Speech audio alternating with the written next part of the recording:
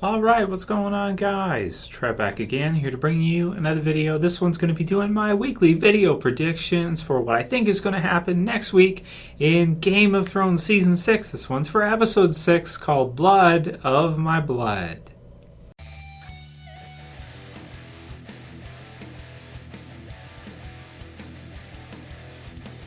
Oh man, so after Episode 5 being so incredible, I mean...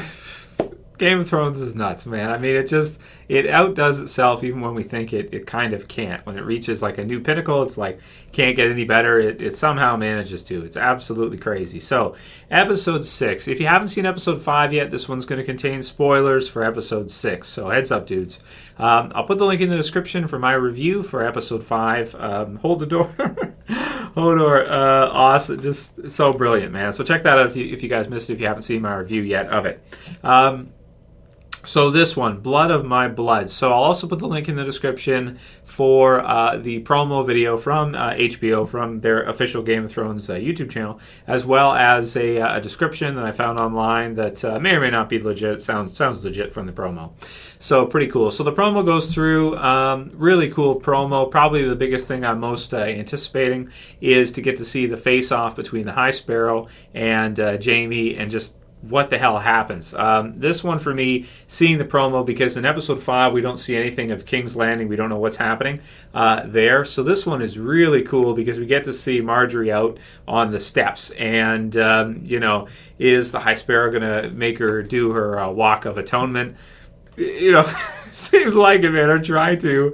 So, of course, Jaime rides in. He's got, fully armed, ready to go, spears sharpened, and swords ready to go against the faith, so to speak, or against the High Sparrow. Meanwhile, you've got some incredible CG. That's where our $100 million budget for Season 6 is going. It seems like is to bring us some incredible, epic CG every episode and some awesome stuff as we see.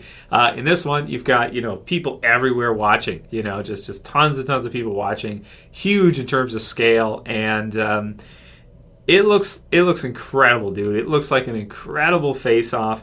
And I can't wait to see how it all goes down, and when the High Sparrow's last episode is going to be, if Jaime's able to kill him, which is another question that's interesting too, because there's so many people there who are those people going to support? Are they going to try to, mutiny against the crown? Are they going to allow, if Jaime decides just kill everybody there, and as Cersei tells him to, show them what we do to our enemies? She wants them all dead. Is he going to do it? Are the people going to revolt back against him? They've got all the armor and everything on, and people are unarmed. So it could be an absolute massacre, but you have to think, with that many people there, if everybody gets behind the faith, then it could be a big problem, even though, they've got their armor on and everything, and a lot of them are unarmed. The numbers is going to be crazy. So this looks like it's going to be one of the most epic scenes in all of Game of Thrones for sure. And I love how HBO has put their money where their mouth is and is giving us, some incredible sequences, some incredible scenes that, they're going to cost. They're going to cost for them to do it, but it's given us one of the best TV series of all time, if not the best, depending on what you like. So, aside from that, can't wait to see that. I am thinking Jaime's going to kill the High Sparrow at some point. But again, this is Game of Thrones. You never really know what's going to happen, and we could see it go the other way, and the High Sparrow pull something up his sleeve, because it seems like he doesn't seem to be too worried. He seems like he's... Now, that could be because he's willing to die and he's not afraid. Well, kind of, but he's kind of accepting of that because of his faith, or if he's got something planned and he's ready. So we'll see, man. Going to be nuts. So that's what I'm most personally looking forward to. I can't wait to see how that all plays out. Then we have Bran and Meera. They're on the run, and they're still being chased by more of the White Walkers. And, it looks like Hodor was able to hold the door long enough for them to at least get some ground on them. But she's running, and she's like, got him and stuff, and that's pretty hard on her.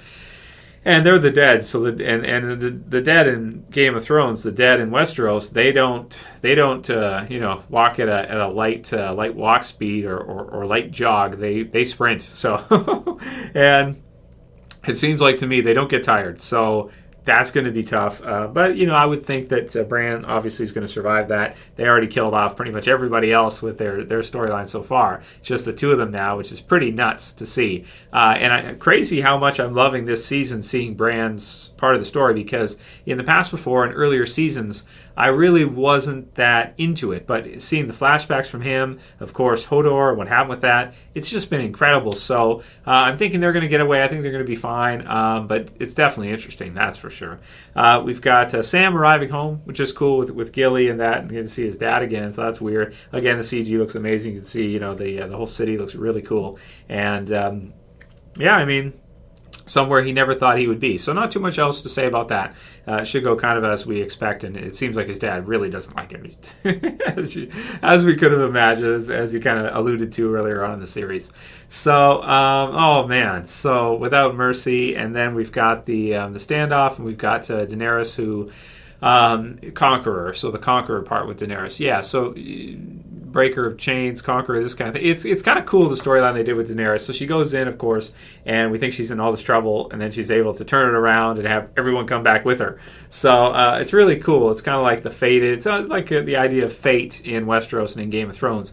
If you have Hodor and he has this kind of time sync thing and then have it go through, it's like fate must exist in that universe in order for that to go through, because otherwise the beginning is the end is the beginning. It can't sync up. So there has to be fate in Game of Thrones too. So let's see where fate takes everybody and what happens. There has to be, because if you have total free will and you can change whatever, or at least with regards to Hodor, he's because there's some magic involved there too, right? So I guess we can give it a pass for just that. But I tend to think of it, because of events like that it's kind of fated through. Everybody's kind of faded to what's going to happen with them. The description reads, an old foe comes back into the picture. Gilly meets Sam's family. Arya faces a difficult choice, whether or not she's going to kill the girl. And I think she will, especially based off of after seeing the play in that. You'd think that she would want to. Jaime faces off against the High Sparrow. And that's it for this one, man. So an old foe comes back into the picture. That's interesting. We'll see what that is. I hope it's not Walder Frey. I don't want to see him again. Some people think it might be the Hound. So that would be cool if the Hound was still alive out there somewhere. Maybe set up a Clegane Bowl, because a lot of people think we're going to see that in the next couple episodes. So we'll see. That'd be cool if it does come. That would be like the ultimate kind of battle in GOTS or in Game of Thrones, I think, would be to see undead Gregor against Sandor. So crazy stuff. So that's about all I got for predictions. I'm predicting it should be an awesome episode, because this is Game of Thrones, and I can't go wrong with that, because every episode is awesome. And but I just feel like are we going to see the death of the High Sparrow just like that?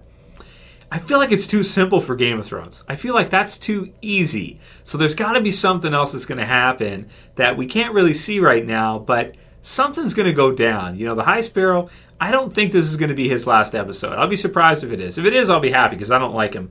But I hope that, even though I don't really like the Lannisters that much either, I still hope they defeat him, because I find him kind of nutty and crazy. So, yeah. But anyway, write your predictions below, guys. Let me know what you think. And, yeah, definitely. And check out the review if you missed it. And send me your questions below as well, too, for Q&A. I want to do a Q&A this week for Game of Thrones. Tuesday, probably, the usual stuff. So, and of course, going forward each weekend now, going to be reviewing Game of Thrones earlier, than I have been for the rest of the season. So that's it for this predictions video. If you guys liked it, please don't forget to thumb it up below. I appreciate it. You can also share and favorite. And if you're new and you want to subscribe, please subscribe at the bottom left. I appreciate everybody who subscribes. All of you guys. That's it for this one. I'll see you guys again real soon. Tuesday for the Q&A for Game of Thrones. It's Trev. I'm saying peace. Later, guys. See ya.